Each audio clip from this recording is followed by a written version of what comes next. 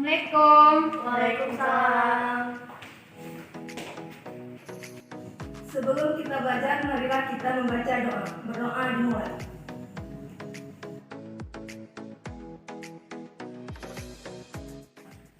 Baik, sebelum kita belajar, Ibu absen dulu ya. Arinda Wimala, Hadir Bu. Lara Flora Novesta. Hadir Bu. Baik, sebelum kita memasuki pembelajaran pada hari ini, Ibu akan mengevaluasi pembelajaran kita minggu lalu. Nah, sekarang siapa yang masih ingat minggu lalu kita belajar apa? Saya Bu. Ya, silakan Lara. Materi kita minggu lalu yaitu tentang alat-alat peredaran darah. Nah, benar sekali ya. Jadi minggu kemarin kita sudah belajar tentang peredaran darah. Nah, sekarang siapa yang masih ingat mengenai penjelasan tentang alat-alat peredaran darah? Saya Bu. Ya, silakan Arinda. Yang saya ingat Bu, alat-alat peredaran darah itu ada jantung dan pembuluh darah. Jantung itu tugasnya memompa darah ke seluruh tubuh.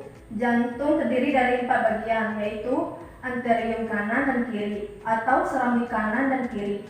Terus ada ventribel kanan dan kiri atau bilik kanan dan kiri. Selanjutnya ada pembuluh darah. Pembuluh darah ini tugasnya mengantarkan darah ke seluruh tubuh.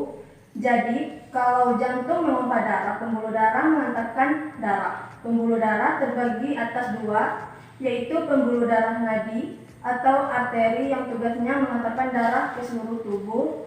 Yang kedua adalah pembuluh darah vena yang tugasnya membawa darah dari seluruh tubuh ke jantung. Nah, ya, bagus sekali Arinda.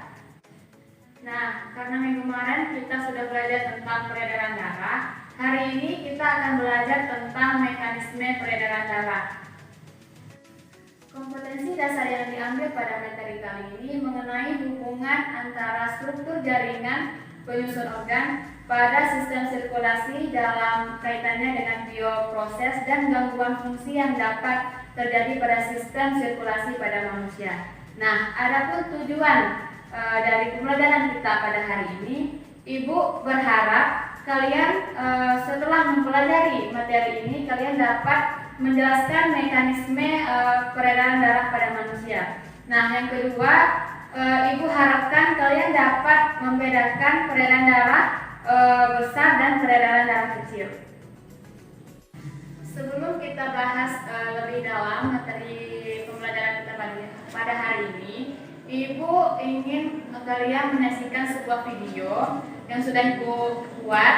Nah, sebelumnya Ibu menginginkan kalian mencatat pertanyaan-pertanyaan yang terlintas di pikiran kalian pada saat kalian menonton video tersebut. Yang berasal dari jantung menuju seluruh tubuh dan kembali lagi ke jantung. Berikut ini urutan peredaran darah besar pada manusia.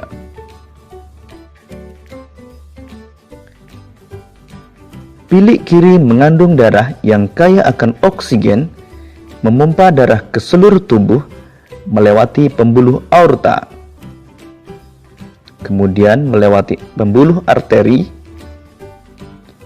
menuju tubuh bagian bawah dan tubuh bagian atas. Setelah peredaran darah sampai ke seluruh tubuh, terjadi pertukaran gas oksigen dan karbon dioksida pada pembuluh kapiler.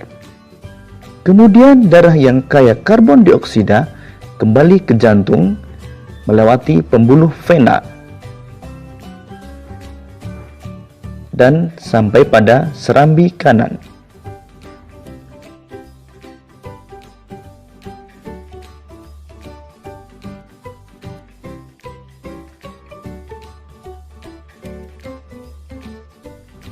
Peredaran darah kecil adalah peredaran darah yang berasal dari jantung menuju paru-paru dan kembali lagi ke jantung.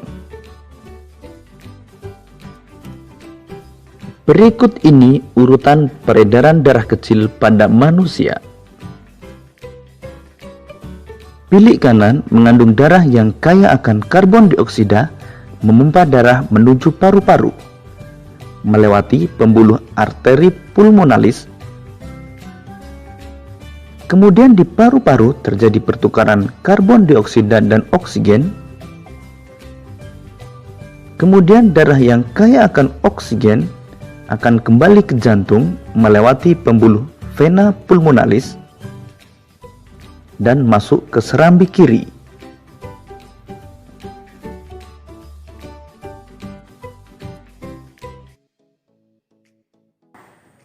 Nah, tadi kita sudah sama-sama menyaksikan tentang mekanisme peredaran darah.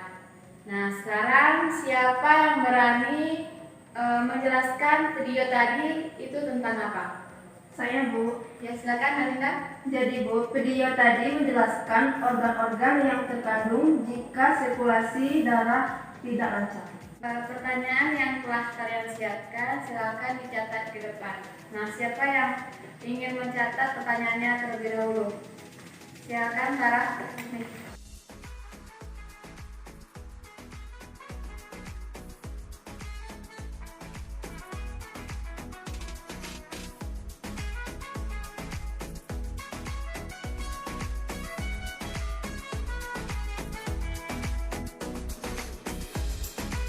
Untuk menjawab pertanyaan tersebut atau untuk mendapatkan jawaban dari permasalahan ini, kalian akan menyelesaikan LKPD. Nah, karena setelah kalian menyelesaikan LKPD, kalian akan menemukan jawabannya sendiri. Nah, sebelum Ibu membagikan LKPD-nya, Ibu ingin membuat kelompok. Silakan buat kelompoknya. Oke, kelompoknya sudah dibentuk. Sekarang Ibu akan bagikan LKPD-nya. Nah, waktu diskusi untuk menyelesaikan LKPD ini itu selama 20 menit. Nah, jika ada yang ingin ditanyakan, ada yang kurang paham, silakan tanyakan ke Ibu ya.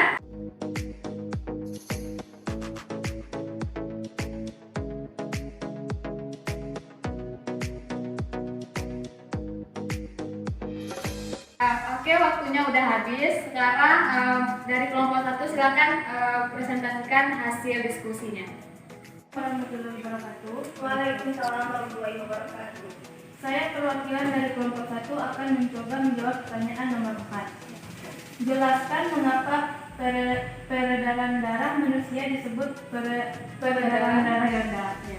Menurut pendapat kelompok kami, mengapa disebut ganda? Karena peredaran darah manusia terdiri dari peredaran darah besar dan peredaran darah kecil. Ada dari kelompok lain yang ingin menanggapi dari jawaban kelompok 1. Saya, Bu. Silakan. Saya dari perwakilan kelompok 2 ingin menanggapi kelompok 1. Peredaran darah manusia disebut peredaran darah ganda itu karena sekali beredar, darah melewati jantung sebanyak 2 kali. Nah, jadi yang disampaikan oleh kelompok 1 dan 2 tadi itu maksudnya sama ya. Yang membedakannya itu hanya pada redaksi kalimatnya. Sekarang Ibu simpulkan. Peredaran darah ganda itu terbagi atas 2. Yang pertama, ada peredaran darah besar. Ada peredaran darah kecil. Kita lihat mekanisme peredaran darah besar dan peredaran darah kecil. Peredaran darah besar, darah mengalir dari jantung menuju seluruh tubuh, kemudian menuju jantung. Untuk peredaran darah kecil, dari jantung, darah mengalir ke paru-paru, kemudian darah menuju ke jantung. Nah, di sini darah mengalir ke jantung itu sebanyak 2 kali. Nah, itu kenapa peredaran darah besar dan peredaran darah kecil ini disebut dengan peredaran darah ganda. Di sini saya ingin bertanya, menunjukkan sistem peredaran darah. Ada peredaran darah ganda, tentu ada yang ganda, tentunya ada yang tunggal. Contoh makhluk hidup yang memiliki sistem peredaran darah tunggal apa, Bu? Pertanyaan yang bagus sekali dari Alinda. kebetulan manusia memiliki peredaran darah ganda. Nah, contoh makhluk hidup yang memiliki peredaran darah tunggal itu salah satunya ikan. Nah, ikan itu darahnya mengalir dari jantung langsung mengalir ke seluruh tubuh dan kembali lagi ke jantung, tidak seperti paru-paru. Nah, berarti hanya sekali beredar, sekali melewati jantung. Nah, itu yang dinamakan atau yang dikatakan peredaran darah tunggal. Sudah paham semuanya ya? Sudah. Nah, jadi dari hasil diskusi tadi, jawaban dari pertanyaan kalian sudah ditemukan kan? Sudah. Sudah paham? Sudah. Sudah mengerti? Sudah. Oke, nah kalau sudah mengerti dan sudah paham, sekarang kita kuis. Silakan tutup bukunya. Kita kuis. Tidak ada yang boleh mencontek. Soal pertama. Waktu kuis hanya 5 menit, oke? Soal pertama, jelaskan menurut pendapatmu bagaimana cara oksigen dari paru-paru bisa sampai ke seluruh tubuh dan bagaimana cara karbon dioksida hasil metabolisme tubuh bisa dikeluarkan melalui paru-paru. Yang selesai boleh kumpulkan.